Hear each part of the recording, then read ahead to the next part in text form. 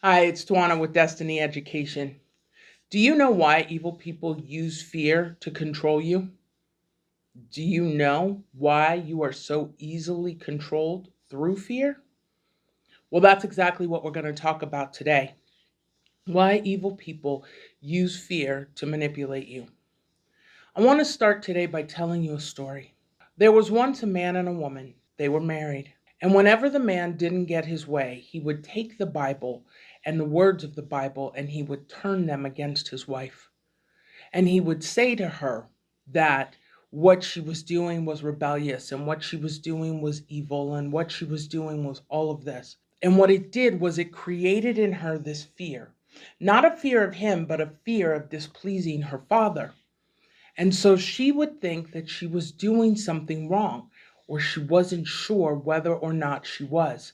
And so, as with most people impacted by fear, she would freeze. Finally, one day came that she began to really see who she was married to.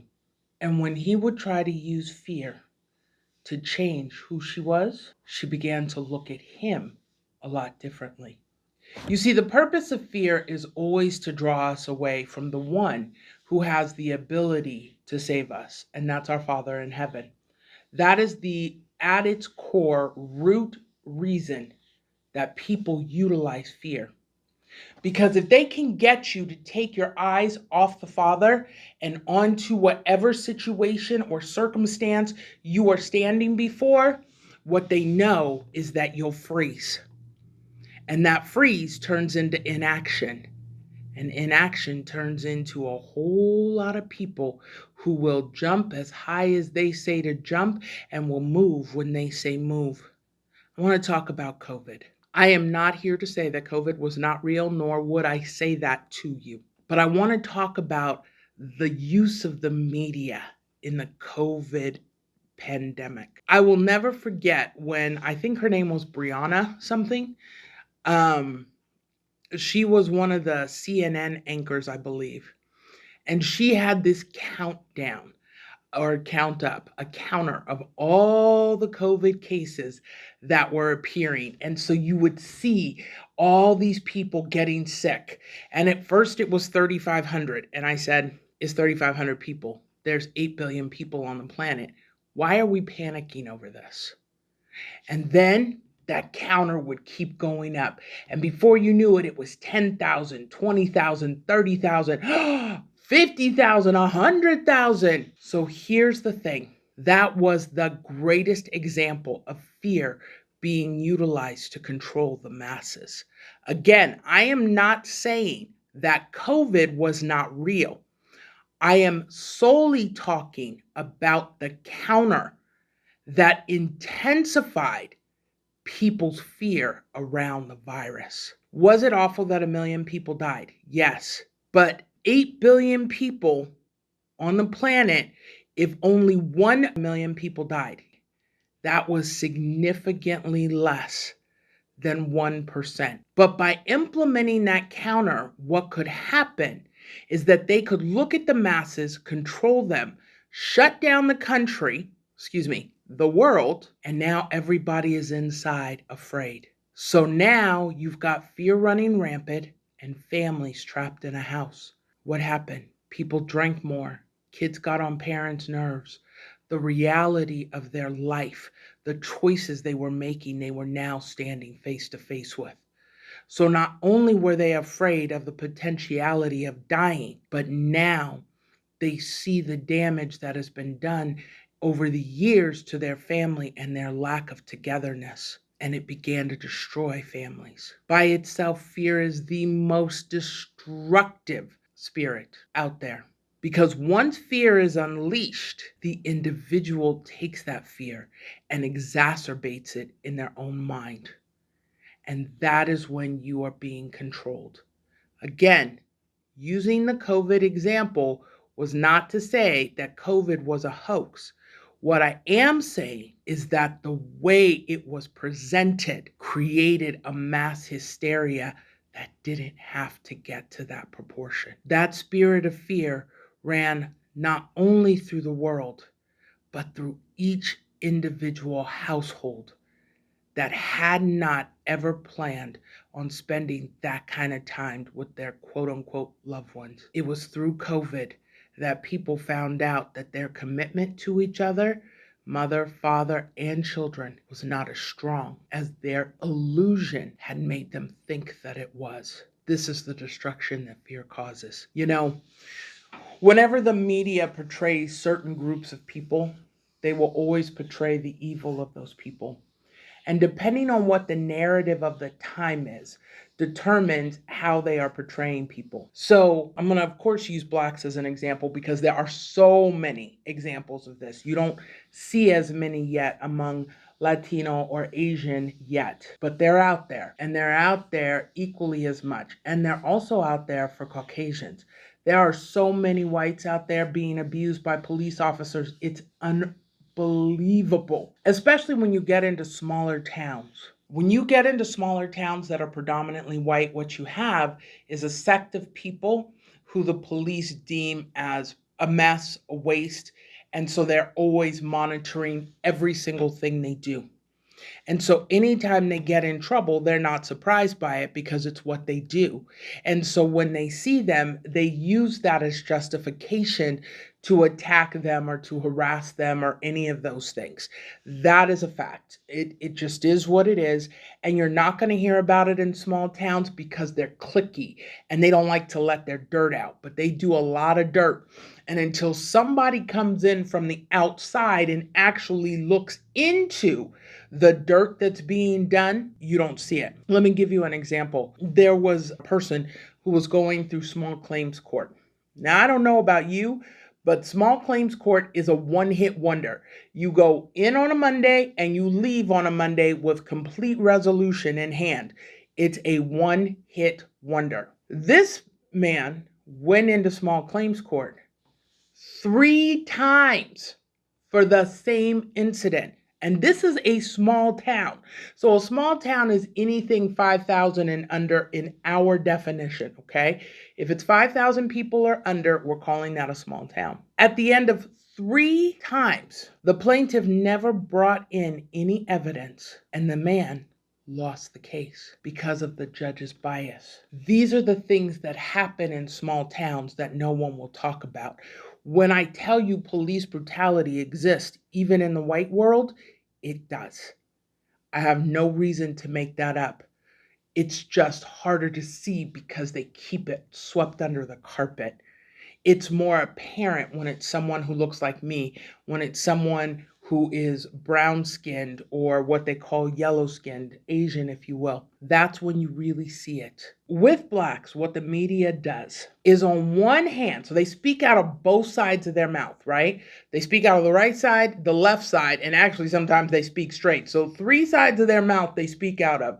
Oh, the discrimination against Blacks is atrocious and we need to do something about it. Oh, but look at how criminal they are. They always are involved in criminal activity. Now, mind you, 12% of the American population of 300 million is supposed to be Black. I don't think it's that small anymore, but that's what the number used to be.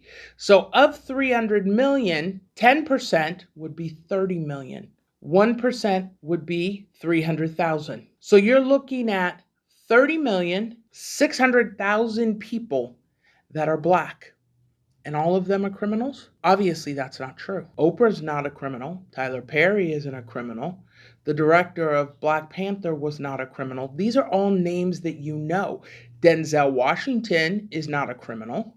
Dave Chappelle is not a criminal. These are all Black names. Chris Rock, not a criminal. The Rock, although technically The Rock isn't Black. He's Samoan, but he sure looks like one. But he's still not a criminal. So even if you think he's Vin Diesel, not a criminal. I mean, there's so many examples of people who are out there. Chris Garner with Garner Rich, who was a stockbroker, not a criminal. There's so many of us out there who are not involved in criminal activity, yet the stereotype presented by the media is what? That all Black people want to rob you. This is how we keep people separate. You see, if you've never had an encounter with someone who looks like me before, your first thought, because of what the media is constantly pumping into your ear, is that I'm a criminal.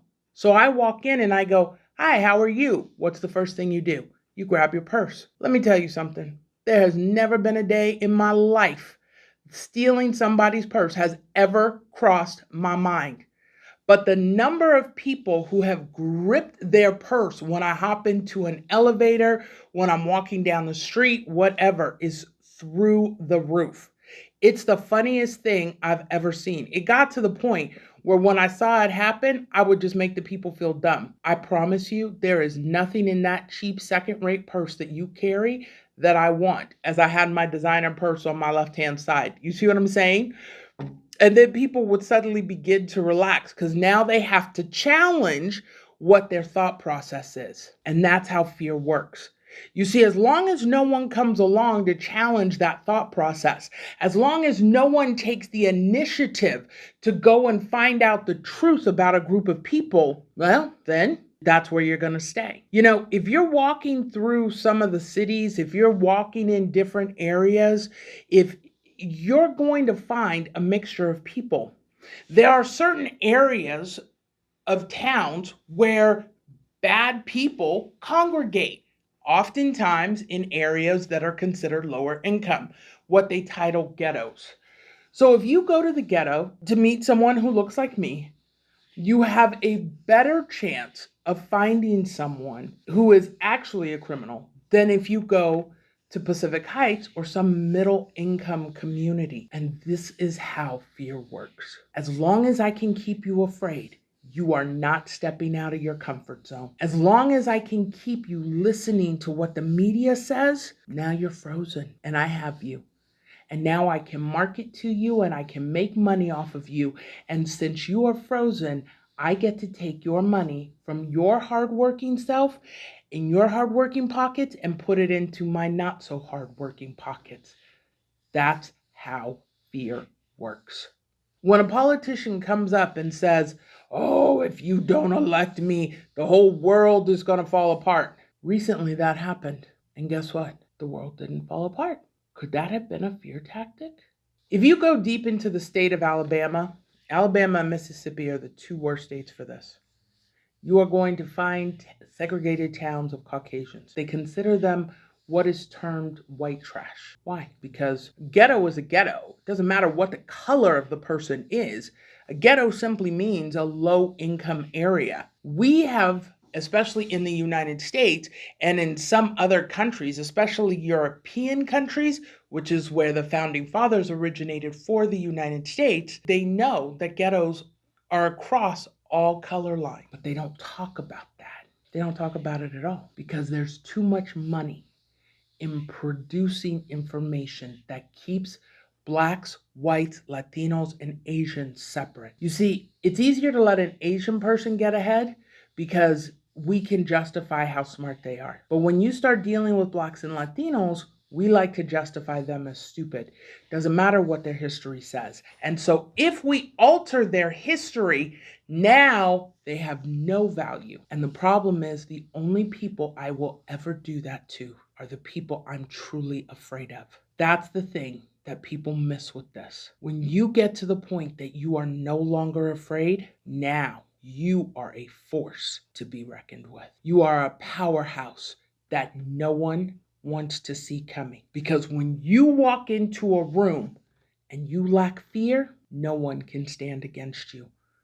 And it absolutely terrifies people because you shine a light on their insecurities, on their fears. And when you call them on the truth, because the only thing that stops fear is recognizing the truth. There have been bad people since the history of time. There will be bad people until history ends, until life on this planet is done. That's never going to change. But the number of them is never as excessive as anyone tries to convince you there are. Never. Start looking at the things that have you most afraid, and then start looking for the truth. Because as you find the truth, you will begin to be set free. And that truth doesn't just deal with race. It deals with familial relations, relations between you and your wife, you and your children. Fear is always at the core. Because remember, the opposite of love is not hate. The opposite of love is fear. Because hate is a portion of fear. It's produced by fear. Fear is the root, and it likes to stay hidden. Dig it up and see for yourself exactly how deep it runs in you. And that is how you can overcome evil people trying to control you with fear. See you in the next episode.